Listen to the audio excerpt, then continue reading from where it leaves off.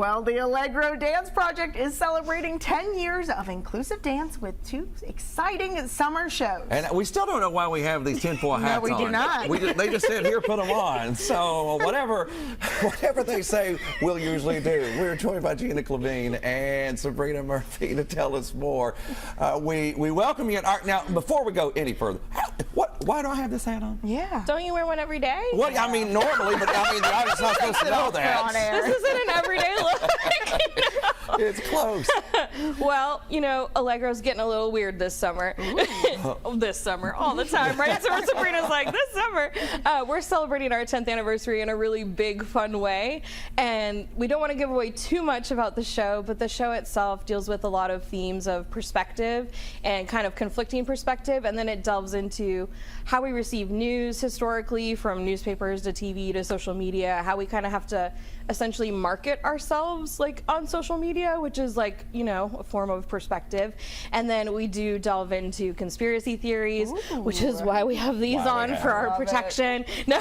And word on the street is that there's even a really famous guest that's gonna walk through Moondance this weekend if you keep your eyes peeled. So kind of exciting. Yeah. I was gonna say, so now for people who maybe not seen one of your shows before, what can people expect going in to see this awesome 10-year celebration, I guess? Thanks. Yeah, we don't always wear tinfoil hats. This is really just topical for this coming show. Our shows are a mix of contemporary dance, aerial and circus arts, and live music. And it's also a way for us to share our inclusive dance outreach participants and adaptive dance class participants to get them on stage and share that part of our mission with the community. And we're seeing some pictures of this, and it looks like a bunch of fun right there. It really, really does. And Sabrina, you're part of all this action, aren't you? Yep. How many years have you been doing this? This is my second season. Second season. Oh, awesome. And don't you help kind of teach and instruct some of the dance classes too? Yeah, I help with the Wednesday adaptive classes. Oh, So what's that like? I mean, trying to teach other people, that's got to be something different for you, especially for your young age, right? Yeah, it's really fun, really positive.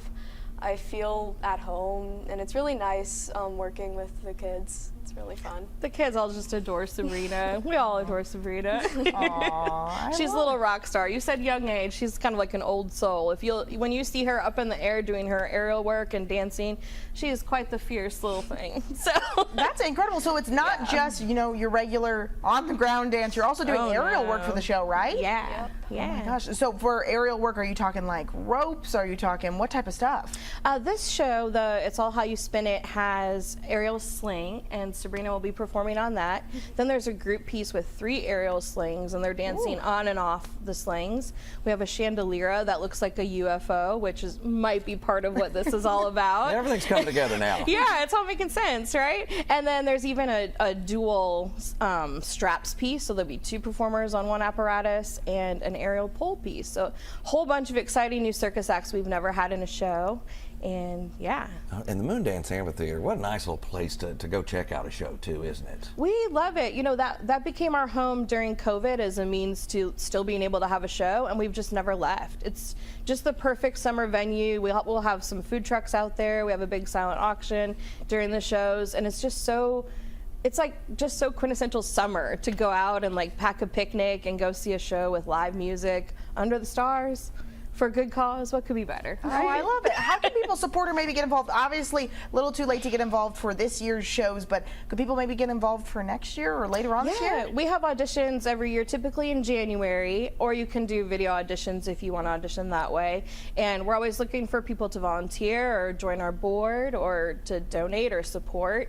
But our biggest ask is for the community to show up for the shows. Like I said, not only is it just for the company dancers and the professionals, but for the kids. We have 41 performing with us this summer, and they deserve a huge, enthusiastic audience. So. Oh, absolutely. Yeah. And that makes a difference when you're up there performing, doesn't it? I mean, you're already giving it your all, but you see more people like, oh, I've really got to do it. I've got to step it up here a little bit, right? Yep. So when you first auditioned, what was your process like? Do you remember? Do you remember being nervous?